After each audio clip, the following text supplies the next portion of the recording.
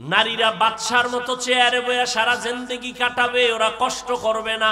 স্বামী কষ্ট করে খাওয়াও, ছেলে মেয়েরা কষ্ট করে খাওয়াও, ঠিক না? বাবা কন্যাকে খাওয়াও, মেয়ে জীবনভর বাদশার হালাতে চলবে। মেয়েটাকে ধমক দেওয়া যাবে না, গালি দেওয়া যাবে না, মেয়েটার শরীরের মধ্যে আঘাত করা যাবে না। খবরদার, শোষণ করার অনুমতি নাই, তবে শাসন করবা। শাসনটাও হতে হবে সহনীয়, ইনসাফের সাথে। আল্লাহ এমন সম্মান নারীদেরকে দান করেছেন, কিয়ামতের দিন আমার আল্লাহ হাজারো লাখো কোটি কোটি কোটি মানুষের সামনে আল্লাহ যদি বলেন, মুহাম্মদ আমার প্রিয় রাসূল, কেমন প্রিয় আমার, সব নবীরা আমি আল্লাহর আশিক, আর আমি আল্লাহ নিজে হলাম মুহাম্মদের আশিক। সুবহানাল্লাহ। না,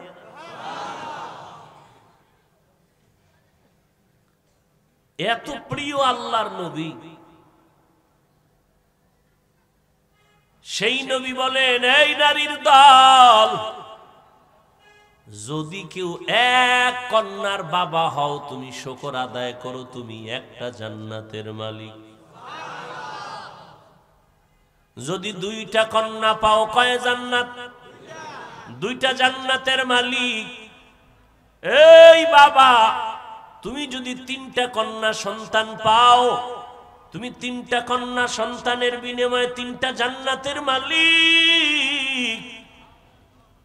নবী বলেন, আমি এত বড় দামি, গোটা সৃষ্টি জগতের মধ্যে শ্রেষ্ঠ, আমার একটা ছেলে না, আমি চার কন্যার বাবা। আমার একটা ছেলেও, আমি চার কন্যার বাবা। মক্কার বেঈমানেরা কয়, মুহাম্মদ মরে গেলে তার বংশ নির্বংশ হয়ে যাবে, কেউ নাম নিবে না। কিন্তু নবী বিদায় হয়ে গেল, এখনো নবীর গুণগান চলে না? চলে না? কিয়ামত পর্যন্ত চলবে, কিয়ামতের দিনও চলবে। কিন্তু যারা নবীকে নির্বংশ বলেছিল, তাদের নাম এই দুনিয়ার কেউ জানে না।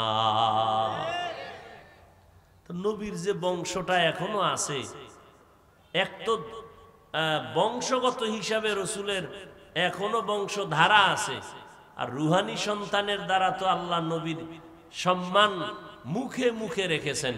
বেঈমানরা পর্যন্ত প্রশংসা করে, করে না? আর নবীর যে বংশধারাটা এখনো দুনিয়াতে আছে, ছেলের দ্বারা না মেয়ের দ্বারা? মেয়ের দ্বারা, ফাতেমা রাদিয়াল্লাহু আনহার মাধ্যমে। নবী নারীদের জন্য আলাদা রহমত। নারীদের উপরে জুলুম করার কোন আইন ইসলামে আর করা হয়নি। দেখেন, ওমরে ফারুক রাদিয়াল্লাহু তাআলা আনহু খেলাফতের মসনদে আছেন, তখন কি নবী তো নাই, এখন খেলাফতের দায়িত্বে কে? আরে কথা কয় না কেন? সবাই বলেন তো, কি নাম বলছি? ওমরে ফারুক, এরপর কি?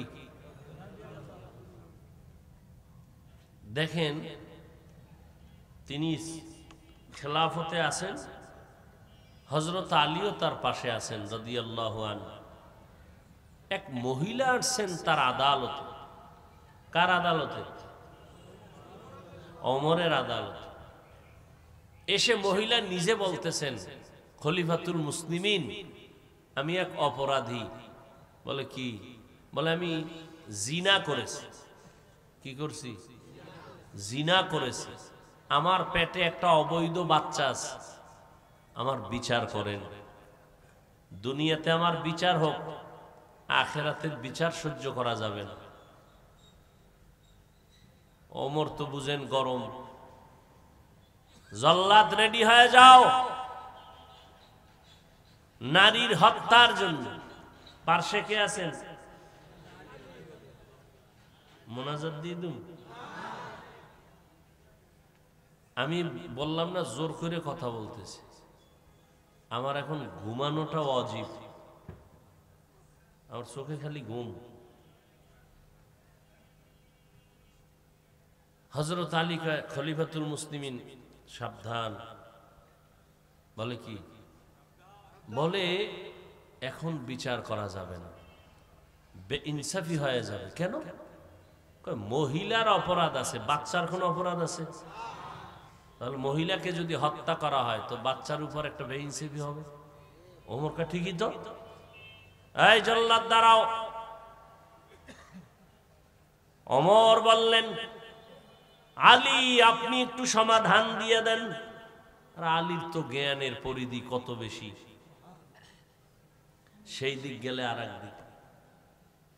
7 বছর বয়সে, কয় বছর? 7 থেকে 10, 12 এর মধ্যে হযরত আলী গিয়া রসুলের হাতে হাত লাগায় কালেমার পতাকা উড্ডীনের শপথ নিলেন।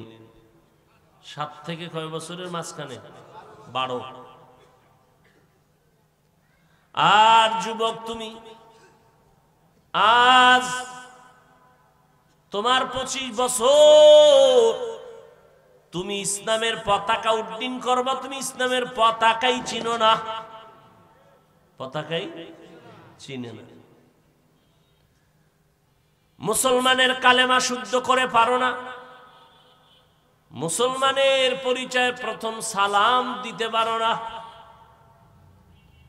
হযরত আলী 7 থেকে 12-র মধ্যে নবীর হাতে হাত দিয়া কালেমা পড়ে ফেললেন।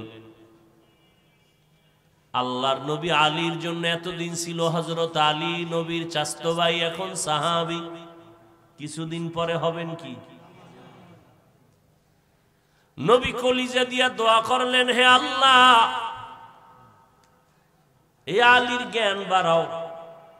আলীর আল্লাহ এমন জ্ঞান বাড়ায়া দিলেন, নবী বললেন, আনা দারুল হিকমা ওয়া আলীউন বাবুহা, আমি হইলাম ইলম ও হিকমতের ঘর, আর এই ঘরের দরওয়াজা হলো আমার আলী। ইলমেরা এজাজ ও করদন বেহিসাব, খলকেরা দাদন জওয়াবে বাসওয়াব। হযরত আলী সমাধান দিয়া বললেন, এই আম্মা জান, নিশ্চিন্তায় বাড়ি চলে যান, আরামে খাবেন আর ঘুমাবেন। আরে আম্মা জান, সন্তানটা দুনিয়াতে ভূমিষ্ঠ হবে, কোনো চিন্তা করবেন না। সন্তান দুনিয়াতে আসার পরে লালন পালন করে উপযুক্ত বানাবেন। সন্তান যখন নিজের পায়ে দাঁড়াইয়া চলতে পারবে, তখন আপনি আদালতে আসবেন, আপনার একার বিচার করা হবে। আলী ফয়সালা দেওয়া মাত্র হযরত ওমরে ফারুক রাদিয়াল্লাহু তাআলা আনহু প্রশংসার জোয়ার নিয়ে আলীকে বললেন, আলী লাউলা আলিউন লাহালাকা উমর, ও আলী তুমি যদি আজকে না হইতা, আমি ওমর মনে হয় ধ্বংস হয়ে যাইতাম। এরে আল্লাহর গোলাম, ভালো করে বুঝেন, নবী বলেন, আমি 4 কন্যার বাবা, আমার কোনো ছেলে নাই। কিয়ামতের ময়দানে আল্লাহ যদি জিজ্ঞাসা করেন, ওই নবীর হাতে প্রথম কালেমা পড়ে কে ইসলামের পতাকা উড্ডীন করার শপথ নিয়েছো, কোটি কোটি কোটি হাজারো লাখো কোটি মানুষের ময়দান, হাসরের ময়দান উলঙ্গ সবাই, একজন পুরুষ দাঁড়াইয়া আল্লাহকে বলতে পারবে না, আল্লাহ আমি। হাজারো লাখো কোটি মানুষের ভেতরে একজন নারী দাঁড়াবেন, একজন নারী দাঁড়ায় বলবেন, হে আল্লাহ, পৃথিবীর ইতিহাসে মুহাম্মদের হাতে প্রথম আমি নবীর দাওয়াত গ্রহণ করেছি, আমি একজন নারী, খাদিজা রাদিয়াল্লাহু আনহা। নিজেও নামাজ পড়ে না, অন্যে পড়ে তাও পছন্দ করে না। নিজেও দাড়ি রাখে না, অন্যে রাখবে তাও পছন্দ করে না। এটা কেমন জানেননি? নিজেও গরুর গোশত খায় না, আর একজনে খাইবে তাও পছন্দ করে না। এটা কি সিঙ্গেল কপাল পরা না ডবল? নিজেও মিষ্টি খায় না, আর একজনে খাইবে মজা কইরা তাও খেতে দেয় না। এটা আসলে মানুষ?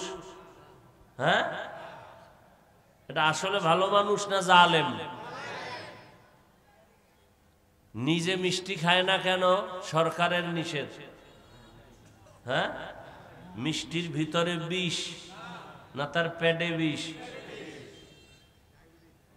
কি গরুর গোশত খায় না, সমস্যা কি গোশতের না তার শরীরের?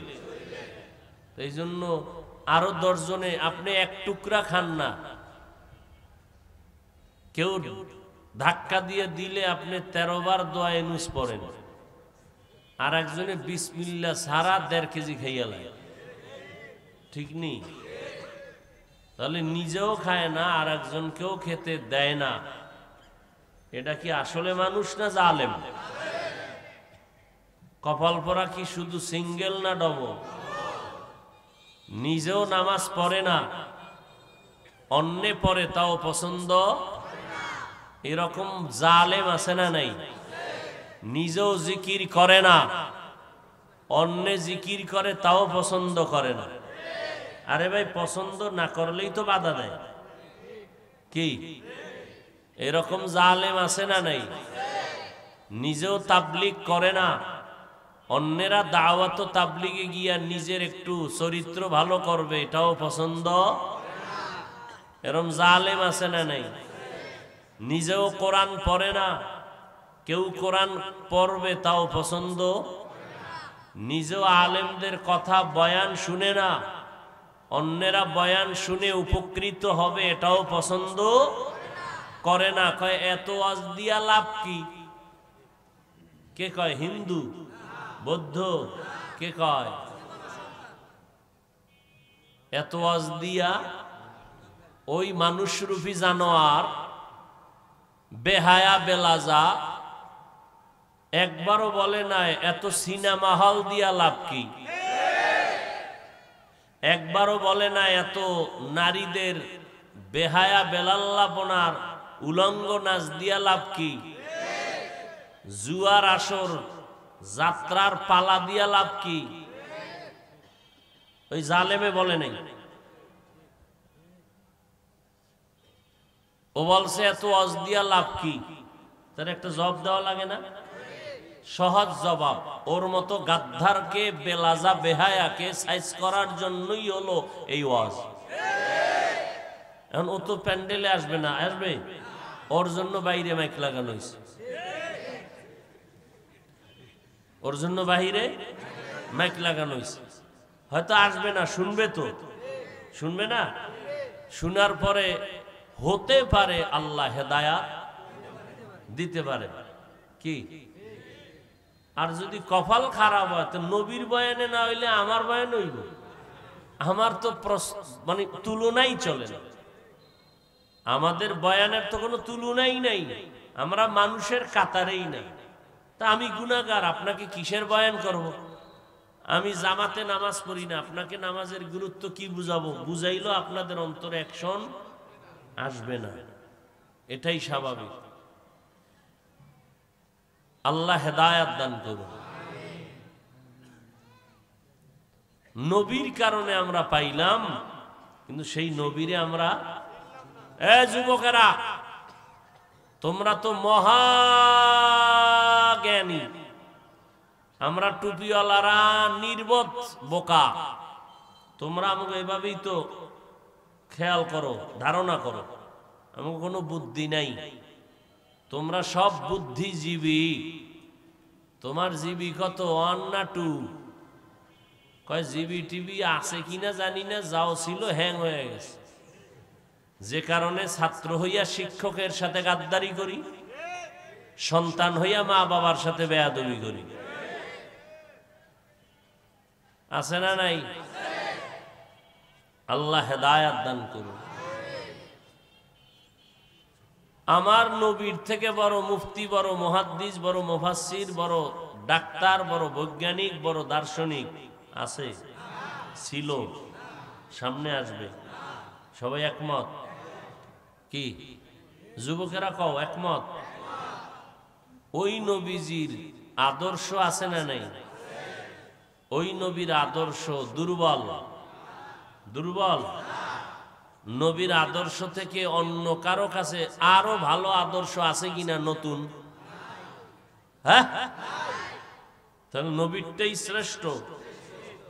সবাই একমত? থাকলে যদি কও যে না নবীরটা থেকেও ভালো আদর্শ আরো কারো কাছে আছে, বলো আমি ওইটা নিব, নবীরটা বাদ দিয়ে দিব। তাহলে নবীরটাই শ্রেষ্ঠ। আচ্ছা বলো তো যুবক ভাইরা, নবীর আদর্শের মধ্যে কি নখ কাটার নিয়ম আছে? ওই নবীজির শ্রেষ্ঠ আদর্শের মধ্যে কি চুল কাটার নিয়ম আছে? তুমি বেঈমানের পা চাটা গোলাম হইয়া চুল কাটলা কেন? বলো কি লাভ? একটা লাভের কথা যদি বলতে পারো আমি ওই লাইনে যাব, যে হ্যাঁ বেঈমানের গোলাম হইয়া চুল কাটলে চোখের পাওয়ার বাড়ে, মাথা ঠান্ডা থাকে, চেহারা উজ্জ্বল হয়। একটা কও না যে হ্যাঁ একটা উপকার আছে। যুবকেরা বলো। ফাবুহিতাল্লাযী কাফার, বোবা হয়ে গেছে, জবাব দেওয়ার হিম্মত নাই। আচ্ছা এতটুকু বলো, বেঈমানের লাইনে গিয়া নবীর আদর্শ জবাই করিয়া বেঈমানের লাইনে গিয়া চুল কাটলে কোনো লাভ আছে? সত্য কথা বলো, আছে? তাহলে তুমি গেলা কেন? কত বেঈমান নবীর আদর্শ মানতে গিয়া কালেমা পড়ল, কথা ঠিক না? তোমার কিসের অভাবে তুমি নবীরটা ছাইরা বেঈমানেরটা ধরছো? কিসের অভাব?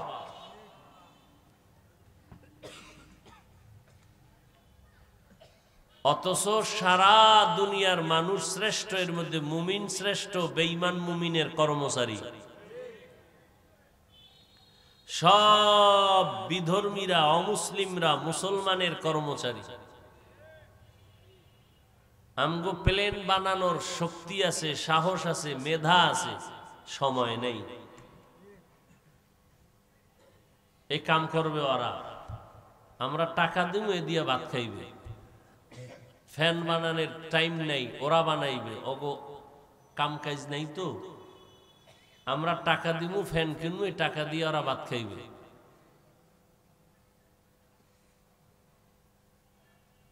ওদের থেকে মেধা তুলনামূলক অনেক ভালো মুসলমানের মেধা।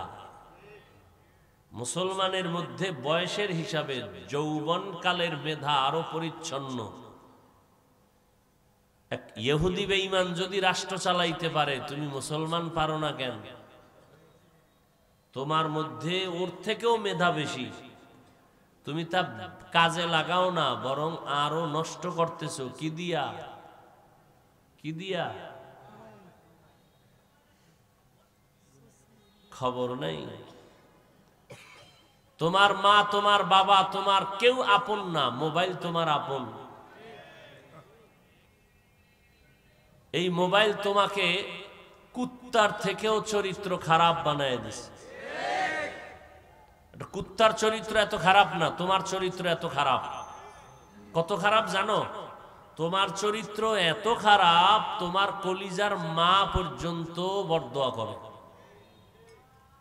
তোমার বাবা তোমার অভিশাপ দেয়, তোমার শিক্ষক অভিশাপ দেয়। এক কথায় তুমি মরলে সবাই খুশি। তাহলে জীবনে এইটাই কামাই করছো, সবার বড়দোয়া।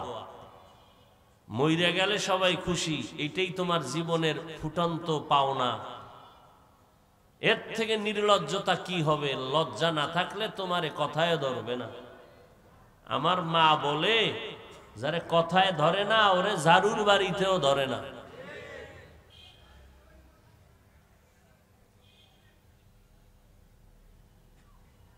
মোবাইলের কারণে খালি আখেরাতের পীড়া,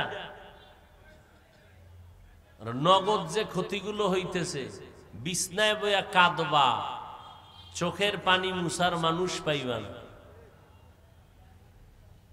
একটা মানুষ তোমাকে ভালো জানবে না, শুধু ধিক্কার জানাবে। চরিত্র এত অমূল্য সম্পদ। চেহারা যদি সুন্দর না হয় বিউটি পার্লার দিয়া কয়দিন, চরিত্র যদি ভালো না হয় টাকা দিয়া মাস্তানি কয়দিন।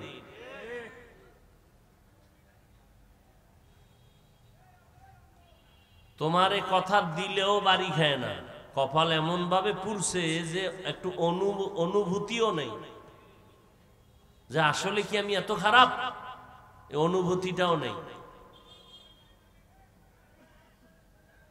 আর আমি বান্দার বুঝাবার জন্য বলছি, আল্লাহ অহংকার থেকে হেফাজত করুন, বুঝাবার জন্য বলছি। আমি বান্দার সার্টিফিকেট নাই, লেখাপড়া করছি কওমি মাদ্রাসায়, মানুষ উপরে উঠতে হলে টাকা পয়সা লাগে, কিচ্ছু নাই। কিন্তু তোমাকে 14 গোষ্ঠীর থেকে সম্মান আল্লাহ কম দিছেন না বেশি? এটা আল্লাহ দেয়, টাকা দিয়ে কেনা যায় না।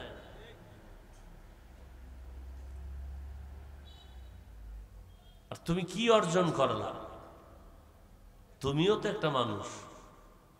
আচ্ছা, আমার মতো হুজুর হইয়া তোমার সম্মান নেওয়ার তো দরকার নাই। তুমি বাংলাদেশের মধ্যে একটা জাতীয় পর্যায়ের ডাক্তার হও, দেখো তোমার সম্মান কত উপরে। তুমি বাংলাদেশের সন্তান, জাতীয় পর্যায়ে তুমি একজন ইঞ্জিনিয়ার হও, তুমি একজন প্রফেসর হও, বেশ্যা তাসলিমার মতো ডাক্তার হইলে তো জোতার বাড়ি খাবা।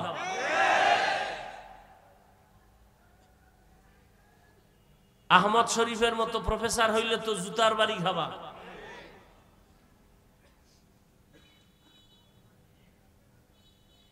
এই জন্য তুমি যত উপরে উঠতে চাও, তোমার উপরে উঠার একমাত্র পুঁজি চরিত্র, আর কিছু না।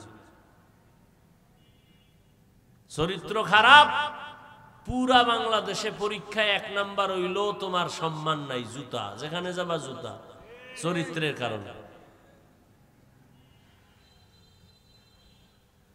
আল্লাহ হেদায়েত দান করুন। নবীর আদর্শ সুন্দর, তুমিই বলো, অথচ মানো না। আমি তো এতক্ষণ বয়ান করছি, একজনকেও বলি না এই সব হুজুর হয়ে যাও, একবারও বলি নেই। বরং আমি বলবো তুমি যেখানে থাকো, যেই লাইনে থাকো, স্কুল কলেজ চাকরি ব্যবসা যেখানে থাকো, চরিত্র ঠিক করো। আর পৃথিবীতে উত্তম চরিত্রবান আমার রসুল। লাকাদ কানা লাকুম ফি রাসূলিল্লাহি উসওয়াতুন হাসানা, রসুল আদর্শের মডেল। সেই রসুলের আদর্শ বাদ দিয়া তুমি বেঈমানেরটা গ্রহণ করো, আর বেঈমানেরা কালেমার পরে মুহাম্মদেরটা গ্রহণ করে। অথচ তুমি এখানে আসছো মুসলমান, আমিও মুসলমান, তুমিও যে আল্লাহকে মানো, সে আল্লাহকে আমিও মানি। তাহলে তোমার আল্লাহ আমার আল্লাহ কয়জন? তোমার আমার নবী বলেন, তোমার আমার কাবা ধর্ম 1 না 2? তোমার আমার দ্বীন ইসলাম ধর্ম 1, কালেমা 1। দুনিয়াতে আসছি তাও সিস্টেম 1, বিদায় বেলার সিস্টেমও 1। কাফন হবে কয়টা? কালার হবে আলাদা না সব 1? কে ধনী, কে গরিব, কে শিক্ষক, কে ছাত্র, কে ইমাম, কে মুক্তাদি, কে ডাক্তার, কে রুগী, সব 1। কাফনে লেখা থাকবে ডাক্তারের লাশ, কাফনে লেখা থাকবে পীর সাহেবের লাশ, এমপি সাহেবের লাশ। কোটি কোটি কোটি হাজার কোটি টাকার মালিক, ও যদি মরে কাফন কয়টা? সম্মানে একটা বাড়ানো হবে। রিক্সার ড্রাইভার মারা গেলে টাকার অভাবে একটা কাফন কমানো হবে। কবরের সাইজও কি এক? কবরের প্রশ্ন তিনটা, তাও এক। কি প্রশ্ন? রবের পরিচয় দাও, ধর্মের পরিচয় দাও, রহমাতুল্লিল আলামিনের পরিচয় দাও। টের পাও না তো? অন্য নবীর উম্মতেরা গুনাহ করত, ঘুমের থেকে উঠে দেখতো চেহারা বান্দর, শুয়া রয়ে গেছে। তোমারটাও হইতো, শুধু মুহাম্মদের কারণে আল্লাহ করেন না।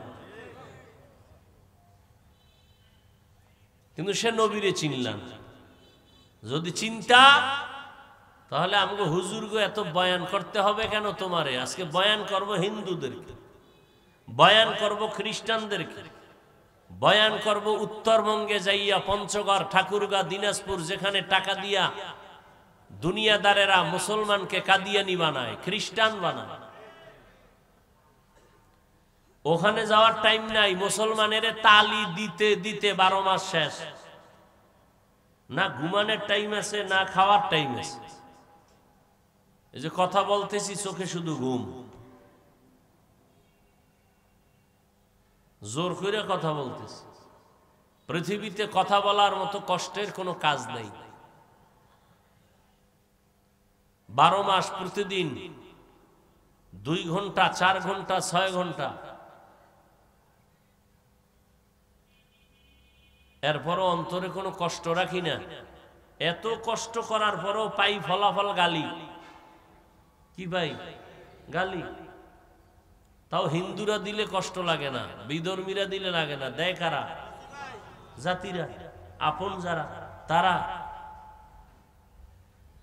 ক্লাস 8-এ পরে আলেমের বিরুদ্ধে ফেসবুকে লেখালেখি করে। মাদ্রাসায় 5 ক্লাস পড়ছে, আরো 10-12 ক্লাস বাকি।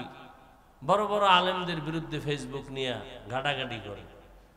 মানে ও কপাল পুড়ছে, আরো কিছু মানুষের কপাল পোড়ার ফিকিরে ব্যস্ত। এরা ধ্বংস, 100% এরা ধ্বংস। এরা কোনোদিন সফলতা অর্জন করতে পারবে না, কোনোদিন না। এরা বেয়াদব, বেয়াদব, আল্লাহর রহমত থেকে বঞ্চিত, আল্লাহর রহমত থেকে বঞ্চিত। আল্লাহ সব ভাইকে হেদায়াত দান করে। এত দৌড়াদৌড়ি করি মুসলমানের পিছনে, সব মুসলমানের নিয়ম। তাবলিগালাদের মেহনত মুসলমানের পিছনে। পিসাবরা দৌড়ায়, ওলামায়ে কেরাম দৌড়ায়, জুমার ইমাম খতিবরা দৌড়ায়, বিনিময় গালাগালি। চায়ের দোকানে বসলেই সমালোচনা। অরপরও আমরা একটা কথা, কটু কথা বলি না। 2-1টা কথা কটু হইয়া গেল নাকি ফাঁকে ফাঁকে মাপ চাই। আমার শরীরের পোশাকটা হাই ফাই না, সাধারণ কিন্তু পরিচ্ছন্ন। সেই তুলনায় তুমি আমার পাশে যদি দাঁড়াও, মেশকের ঘেরান না পাইলেও অন্তত গ্যারান্টি দিব গন্ধ আসবে না।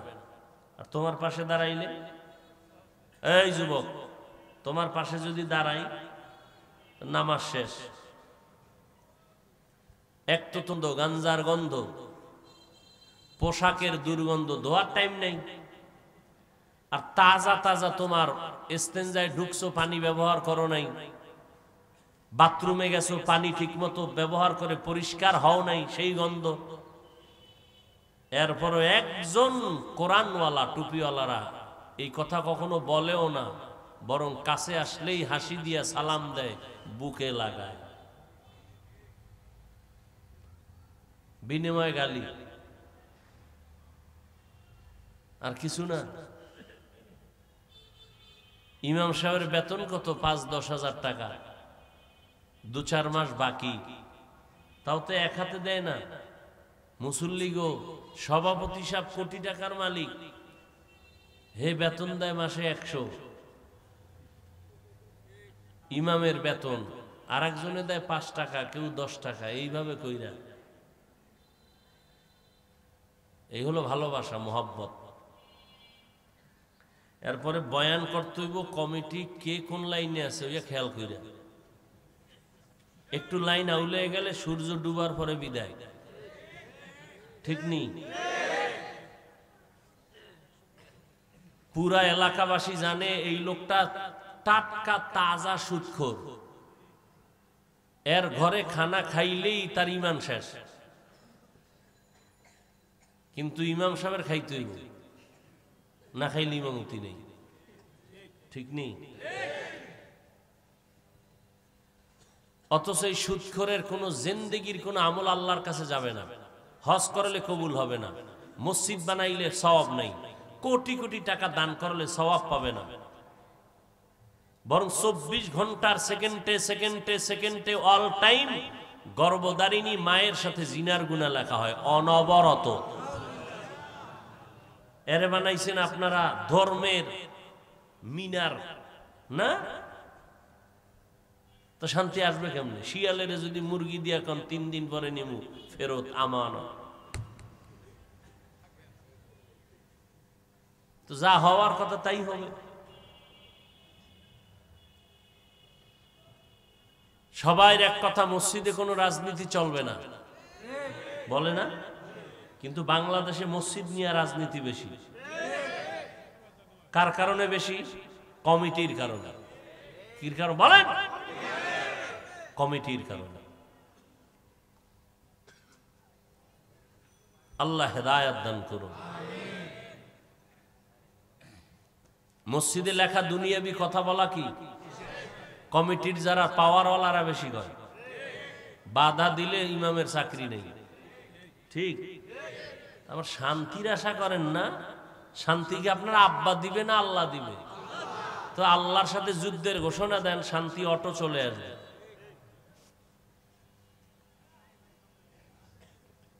আল্লাহ হেদায়েত দান করুন। আল্লাহ বলেন, আমি নবীকে পাঠাইছি উভয় জগতের নয়, জগৎ সমূহের রহমত। উভয় জগৎ না জগৎ সমূহ?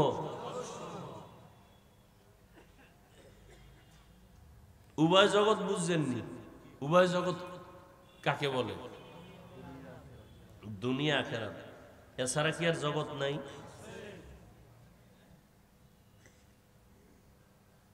দুনিয়ার জন্য যে নবী রহমত, এই বিষয়টা বুঝাইতেছিলাম। কি কি পাইছি নবীর কারণে, কি কি পেলাম? নারীদের জন্য নবী আলাদা রহমত, পুরুষের জন্য নবী আলাদা রহমত, ইমানদারের জন্য নবী আলাদা রহমত, বেঈমানের জন্য নবী আলাদা রহমত। নবী আসার পরে জুলুম বন্ধ হয়ে গেল, চুরি বন্ধ হয়ে গেল, ডাকাতি বন্ধ হয়ে গেল। সমাজের প্রসিদ্ধ এক চোর রহমতের নবীর কাছে গেলেন, ও আল্লাহর নবী, আমি তওবার নিয়তে আসছি, আমি অপরাধী। বলে, কি অপরাধ করো? বলে, সব বলবো, তবে ঔষধ দিবেন আস্তে আস্তে, সব একসাথে দিবেন না। আমার ভেতরে মারাত্মক বড় বড় কিছু অন্যায়, আমি জিনা করি, আমি চুরি করি, আমি মদ পান করি, আমি মিথ্যা কথা বলি, এতগুলো মারাত্মক অপরাধ। আমাকে একটা একটা করে ঔষধ দিবেন, আমি আস্তে আস্তে ছাড়বো, একসাথে সব পারবো না। এত বড় অন্যায়, জেনা করে, মদ পান করে, মিথ্যা বলে, চুরি করে। রহমতের নবী, গোটা পৃথিবীর শ্রেষ্ঠ ডাক্তার, আল্লাহর নবী ওই বান্দাকে বললেন, এমন একটা ঔষধ দে, এটা প্রাথমিকভাবে ব্যবহার করো, বাকি ঔষধ পরে দেওয়া হবে। নবী এমন একটা ঔষধ দিলেন, যে ঔষধটা গ্রহণ করার কারণে এক ঔষধে বান্দা 4টা অন্যায় ছেড়ে পবিত্র হয়ে গেল।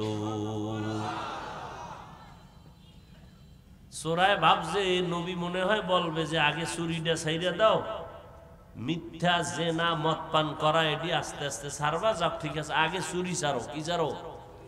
নবী কয় না, শোনো, প্রথম ঔষধ জবানের দ্বারা মিথ্যা কথা বলবা না।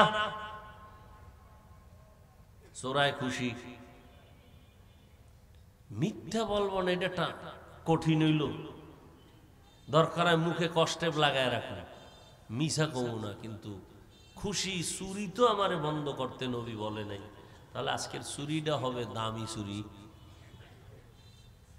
নবী জানে আমি চোর, আমাকে বাধা দেয় না, অতএব আজকের চুরি হবে দামি। কিন্তু নবী এমন মেডিসিন দিছে, মিথ্যা কথা বলবি না। চোরায় বাসায় গিয়া রাতের গভীরে চুরি করার জন্য যখন রওনা হয়ে গেল, রাস্তার মাঝে গিয়া দাঁড়ায় চিন্তায় পড়ে গেল, নবী জানে আমি চোর, আজকে বড় লোকের বাড়ি চুরি করলে তো নবীর কাছে খবর যাবে।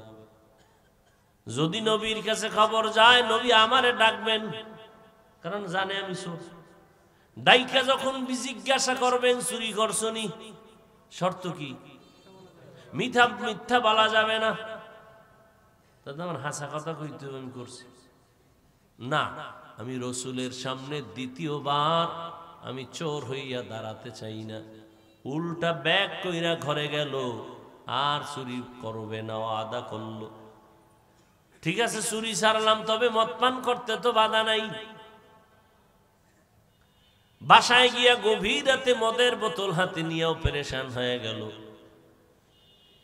নবীর কাছে যদি খবর যায় আর জিজ্ঞাসা করে, তো আমাকে বলতে হবে আমি মদ পান করেছি, না এটাও সম্ভব না। এভাবে একটা একটা করে সব অন্যায়গুলো ছেড়ে দিল। যেই মানুষ ছিল মক্কার বড় খারাপ, রহমতের নবীর ছোঁয়া পাইছে, এরা স্বর্ণের মানুষ হয়ে গেল। আল্লাহ জিবরাইলের কয়, লিস্টিটা নিয়ে নবীজির কাছে দাও, এই লিস্টির মধ্যে 10 জনের নাম আছে, এরা বিনা হিসাবে জান্নাতি। দুনিয়ার জগতের জন্য আমার নবী রহমত, নারীদের জন্য আমার নবী রহমত আলাদা। এমন এক সময় নবী মক্কা নগরীতে আসছেন, যেই সময় মক্কার মানুষগুলো নারীদেরকে সমাজের অবহেলিত মনে করত, কন্যা সন্তান হলে মনে করত কপাল খারাপ। এখনো কিছু বদমাশ, কিছু চরিত্রহীন বেহায়া এই সমাজে আছে, যারা কন্যা হলে মনে কষ্ট পায়। আছে না নাই? দোয়াটা কইরে দিব নিজে, আল্লাহ যেন ওরে জীবনে কন্যা না দেয়। কইরে দিল আর কাম শেষ, শেষে দেখবার বউ নাই। হেও তো নারী না, এত বড় বেয়াদব, এত বড় বেলাজা, বেহায়া। কেমন বেহায়া? কন্যা হইছে তো হইছে, এখন বউর সাথে ঝগড়া করে, কন্যা হইল কা, কন্যা হইল কা। দোষ কি বউর? বউ সন্তান বানায়। আল্লাহ হেদায়াত দান করুন। অথচ মদিনার নবী নারীদের সম্মান বাড়ায় দিলেন, এত পরিমাণ নারীর সম্মান বাড়াইছেন, কিয়ামত পর্যন্ত আর একটা ছিদ্র নাই, রাস্তা নাই যে কেউ আলাদা করে বাড়াবে। বরং কোন চালাক যদি চালাকি করে বলে নারীর সম্মান আমরা আলাদা বাড়াবো, নারীর সম্মান দিতে পারবে না। চালাকি করলে হবে নারীরা অপমান। সম্মান যত যত লাইনে বাড়ানো দরকার, কে বাড়ায় দিছেন? আমার আল্লাহ। কার মাধ্যমে? নবীর মাধ্যমে। কিয়ামত পর্যন্ত আর কোনো রাস্তা নাই নতুন বাড়াবার। চালাকি করলে সম্মান হবে না অপমান।